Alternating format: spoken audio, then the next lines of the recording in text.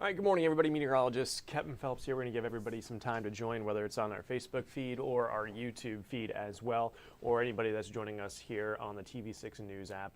We're going to be talking a lot more about some accumulating snow here today, and we're going to be talking about some cold conditions. First and foremost, we still have some partially covered roads out there here early this morning. Areas highlighted in the blue. You can tell it's mainly once you get outside some of your city and town areas. So maybe some of those back roads, secondary roads, those are still going to be a little bit slippery here this morning, but your main thoroughfares, those are all in really good shape. So here's the bottom line. You have some fluffy snow on the way this afternoon and this evening, and then we're going to follow this up with an early first alert here already for Thursday morning, as I think we could see some wind chills 10 and 20 below zero. So it's December 1st. We are now in the full swing of winter, despite winter not officially arriving here for another 3 weeks. But yeah, obviously kind of flipping the script from last year where we were warm and only had 8 inches of snow. Obviously, we got more than that here this weekend. So let's just jump right into it. We have winter weather advisories in effect across areas along and south of Highway 30. So this includes Clinton to Sterling and southward.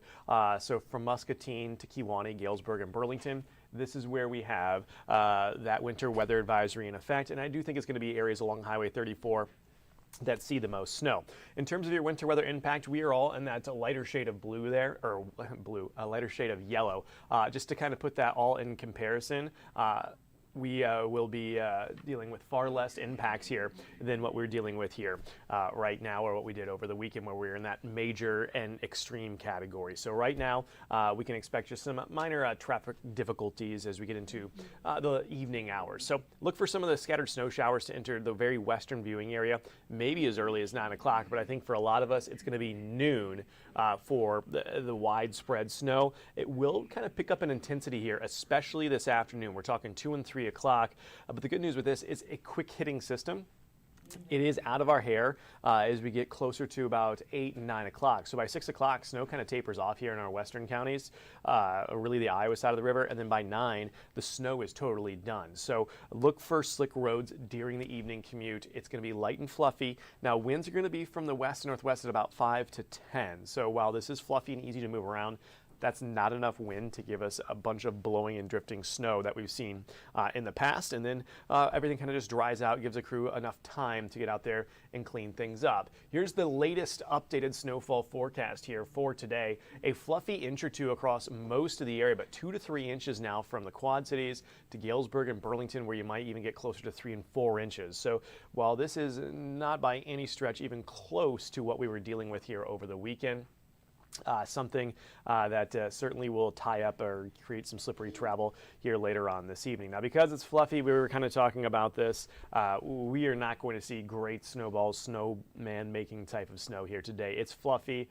It's not going to stick very well to make anything like that. So what that means for us, probably get away with the leaf blower, push broom, and maybe even the shovel here later today. I don't necessarily think you'll need the snow blower unless you want it. For those of us on the live stream, thanks for joining us. We were tracking that house fire for you over in Rock Island here this morning. We could see that over on Skyview. So we're talking about our wintry weather here today and a lot of what we expect here later this week.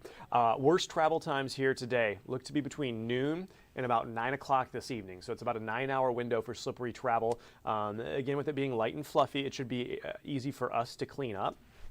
And I think by tomorrow morning, roads should all be in good shape. Wind doesn't appear to be a factor for it.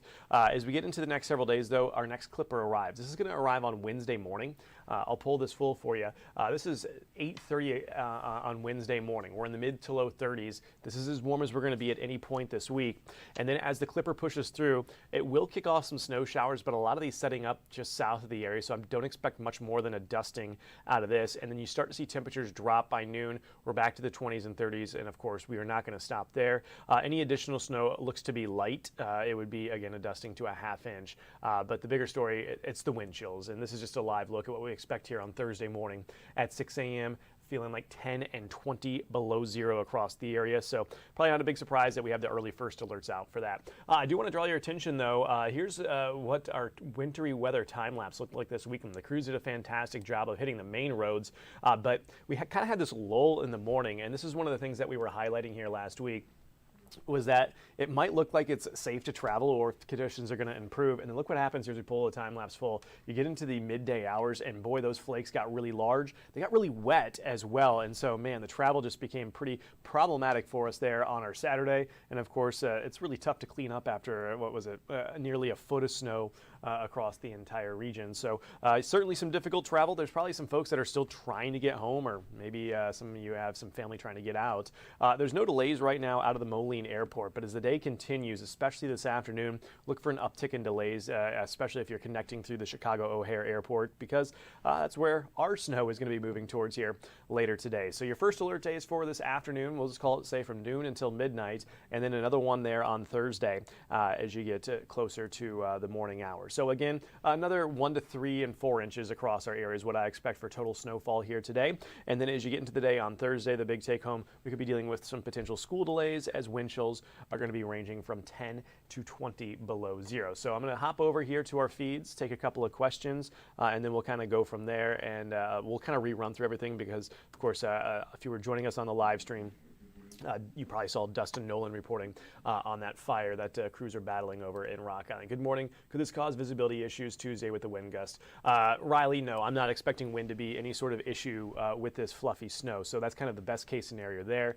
Easy for us to clean up. And I do think the worst travel time, again, between noon and 9 tonight. So your afternoon, evening commutes are going to be quite slippery, especially in those open areas or maybe roads that aren't treated as often. But I think by this time tomorrow morning, that's probably going to look the same as what you're seeing right now, as roads are in really good shape. So that's what we're looking at in terms of at least visibility, and the wind gusts, again, should all be below 10 miles per hour. So obviously we'll be keeping track of that for you. But the other thing that we're tracking that you saw probably at the end of that live stream there was our bitterly cold temperatures here as we get into the day on Thursday. Again, wind chills 10 to 20 below. So let's run through this wintry weather here once again for you. Winter weather advisories are in effect here for areas along and south of Highway 30. So from Princeton to Kewanee, Clinton, the Quad Cities, Muscatine, Mount Pleasant, and Galesburg. You're going to pick up anywhere between 1 and 4 inches of fluffy snow, with this arriving maybe as early as 11 a.m., but wrapping up by 8 o'clock this evening. So we will continue to have impacts after the snow ends, obviously. But it's a quick moving system, and as to comparison to what we had this weekend, that's why we're only expecting minor impacts out of it. I don't expect travel to be nearly as difficult as it was over the weekend when we were in the major and extreme impacts. So just take that for what it's worth. If you are going to be out and about here this evening, you're certainly going to encounter some slippery roads that will improve at times and then kind of go downhill with others. But here's just the latest run of our in-house model showing a lot of the snow arriving around midday for a large chunk of the area. I'll pull this full for you. Again, winds are not a big factor. They're going to be from the south about 5 to 10 miles per hour. This will be a light fluffy snow, and by 3 o'clock, that's probably our main window for us to see widespread snow across the entire area. So if you're not included in the advisory, that includes, say, Galena, Maquoketa out near Iowa City, it doesn't mean that you're not going to see snow. I just think the impacts will kind of remain below that threshold for the first alert day. As you get to 6 in the evening, snow quickly winds down there for Dubuque, Maquoketa, and the Quad Cities. It's still going to be ongoing there from Princeton to Rock Falls, Kewanee, and Galesburg. And then by 9 o'clock, our snow is totally done. Those west and northwest winds, 5 to 10, really not enough to blow this snow all over the place. And then everybody's done with this here by midnight. So again, a 2 to 3 inch snowfall total for us here from what we're expecting out of this quick hitting system across a lot of the area that's under that winter weather advisory. We talked about the type of snow that it is not going to be conducive for building snowmen or throwing snowballs or anything like that. That also means you could probably get away with using a push broom or maybe your leaf blower or something to help clear it off. And of course, you always have your shovel, but probably not going to be one of those where we need the full-blown snow blowers like we did here over the weekend. Again, the worst timeline, or time frame to travel, looks to be between around noon today through about 9 o'clock tonight, with the heaviest snow occurring in our area between 2 and about 6 and 7 o'clock this evening. So it's kind of when those kiddos are maybe heading home from school. I know my kids don't have school today, but a large chunk of the area does. Or maybe you're heading home from the office here later today. Those road conditions are certainly going to be slippery. So just allow for some extra time. Take it easy. Hopefully we all got adjusted pretty quickly to driving in the snow like we did over the weekend. Pretty straightforward here on Tuesday. We're in the mid-20s, but our clipper starts to arrive during the day on Wednesday. So this will set off the chance for some flurries and some scattered snow showers, but I think the accumulations set up south of the area.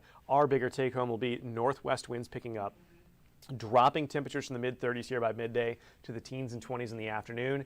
And we continue as we'll have sub-zero lows for temperatures here getting into Thursday morning. But what happens with the wind, it continues to gust over 20 miles per hour. So this is going to produce wind chills in that 10 to 20 below zero range on Thursday morning across the entire area. So that is something that we have the early first alert out for, and we're probably going to have some school delays here as we get into that part of the week. So it's just another thing that we're starting off this winter season hot and heavy in comparison, or I should say cold and heavy in comparison to last year. Overnight lows again will dip below zero on Friday morning, but winds will be much lighter. So I won't be concerned nearly as much about the wind chills Friday morning.